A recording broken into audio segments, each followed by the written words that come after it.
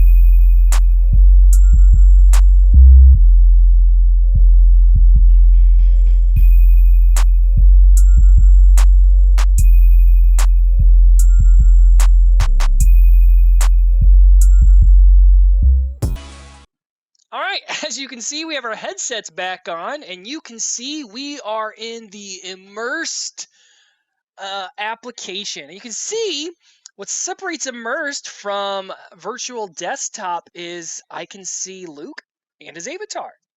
There I am, and I can see my brother. And in addition to that, we talked about this before in a couple other app reviews. We do love being able to have the Oculus Go avatar in other apps. It just, that familiarity, it helps. I like that. Yeah, so let's just talk about what we're looking at right now. So we have a virtual keyboard down here. You can't use it, but if I use my Go mouse, so my screen is this giant one in front of me and the smaller one to the right. And then Luke's got his screen sharing with me up here in the top right showing the Oculus website. And so that you guys can have some experience with that. That's a very different view than what I have, right? My monitor is in front of me, and I've gotten the option to move my brother's monitors where I want them. So even though we are sharing screens, the space is still your own, and I think that's a very critical, helpful thing. And what you can do is you don't even need to use your Go controller, right? Because I mean, you're using the design for this was, I think the developers, when they had this in mind, was they do a lot of coding, and so they wanted the ability to have their laptop but have multiple screens, and code wherever they want without distractions. And that's what's going on here. So I'm just using, you can see in my camera, I'm just using a MacBook, And I'm and assuming your Go controller is just dangling around your wrist or something. no, I got my Go controller in my lap. You look very broken. Do I? But that kind of explains why, because you guys are wondering. You don't need the Go controller as much. Mine's just dangling from my wrist, so I don't know what my hand is doing down there. And I have my laptop in my lap. Yep. So if you notice when I type, the keys, like you can see I'm holding down the shift key, the keys light up on the keyboard, although it looks like, at least for the shift key, it's a little bit delayed down there, but that's probably also because I'm recording, which slows it down. I have a virtual display plus Luke sharing his display. So last time I was using Immersed, I was using it by myself, Right. and it was seamless. They've made many improvements. There's very little mouse lag, and the keyboard just works great. But we're probably gonna see a little bit of lag because I'm really pushing this MacBook more than I should be. It's kind of an older MacBook, and Yeah, and I'm using a MacBook Pro, right now I'm only using one monitor. I do love adding multiple monitors. This app does allow you to add multiple virtual monitors, so they don't even have to be physically connected to your device. It has built-in support for its own monitors. So that's extremely helpful. And I've chosen to hide the keyboard. So you look at my view, you have your settings down there, but I've hidden the keyboard so I don't have to see it. For me, I have a little bit of gap underneath the foam on my Oculus Go, so I can get my fingers aligned up on my home row on my laptop, and after that, I don't need the keyboard anymore. I didn't even know I could hide it. I was actually trying it when I was on my own the other day because I don't need to see that either. I mean, I type on home row. I don't need to be able to see my keyboard. So that's a really good call out. So Luke, what are some use cases for this? Because when we first got this, I couldn't really think of a use case. And then the developer said, well, most of us are coders and this works great. What other use cases? What's the point of this?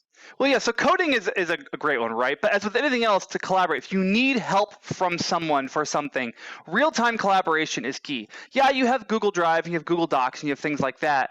But being able to, one, look at each other in the face, that's super helpful. And then also being able to see the item on screen and making the changes in that environment, also extremely helpful.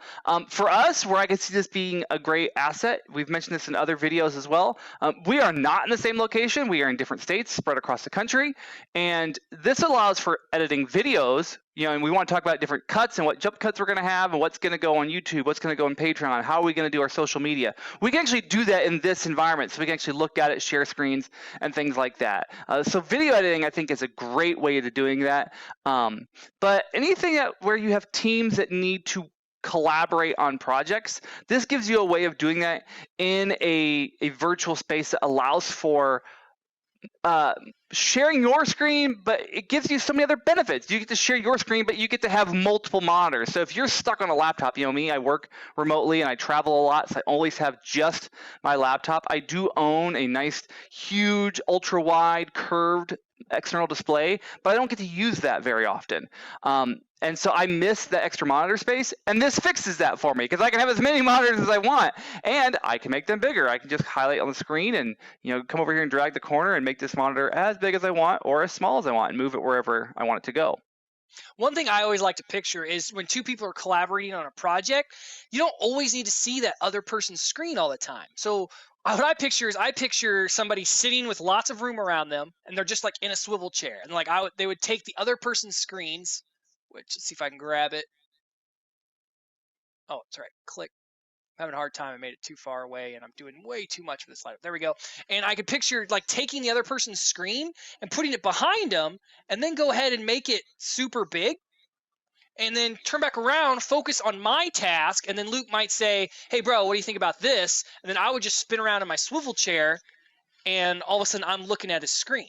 Yep, and I did the same thing. So I put all of your monitors behind me, so I don't have to look at them. I can focus on mine real big, but yours is back there as well. And it's a really great thing to be able to have the option. In addition to the virtual monitors you can also add virtual monitors and rotate them 90 degrees. So for people who want to look at a long row of text, you're writing copy in a page format.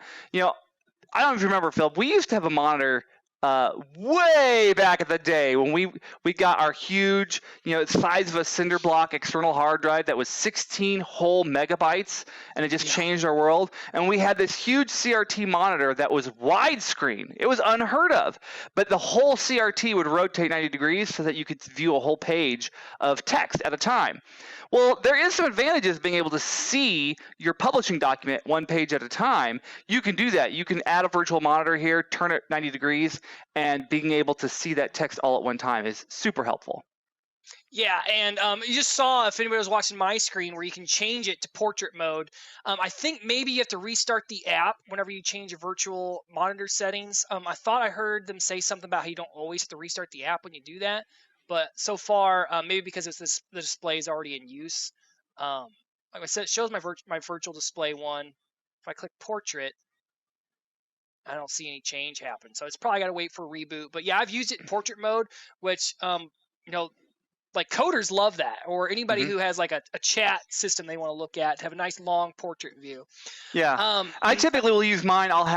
We use Slack at work, so I'll have Slack and a portrait view over to the side, so it's its own dedicated view, so I can see my coworkers' conversations and stuff. So when we can talk, I can have it right there. But then my main email and everything like that is on my monitor right in front of me. Yeah, and there's also dimmers. So if you don't want a screen so bright, like maybe you're editing a lot of something that's a lot of white, or you're just looking at a lot of white text, right there you can dim one of the screens a little bit, or any of your screens, and change that. You can make it closer and further away, and then there's also resizing it based on how close it is. I don't completely understand why you need both of those, but I'm sure there's some reason for that, because to me, if I want to see something closer, I'll just bring it closer, but you can also make it bigger.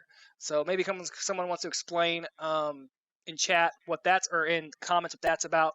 But also over here on the left-hand side, this whiteboard, I believe, is collaborative, isn't it, Luke? It is. It is collaborative whiteboard. So this you can bring into the space. You can make it bigger. You can make it smaller. But yeah, it's a collaborative whiteboard. I think you just erased everything I had on there because I was using it accidentally. Again, we can each put it wherever we want, which is an interesting dynamic because where he's looking, where I'm looking might be different depending on where we've put the board. But yeah, you can just take the board. I'm going to move mine over here. But while he's drawing on it, I can see various things.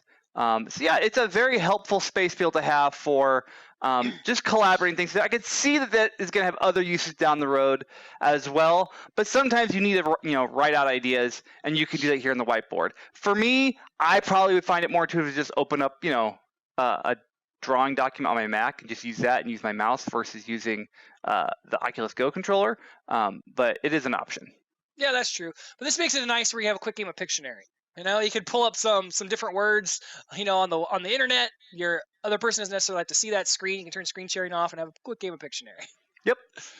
And I would say, if you look at how good the display is, I'm not sure how well my sharing is working for you, but the Oculus website, and it's not got any lag in it, at least not from my perspective. It's got the video playing in the background on the website. I can scroll the website with my Oculus Go controller, or again with my computer directly, and it's super helpful. You will see there are two cursors around the screen. One is the Immersed one, and the other one is the one that's kind of tracking for your computer, so you can track your delay. But they've done some tremendous things for that in this social aspect, in order to be able to us collaborate and be able to see all this without a lot of latency.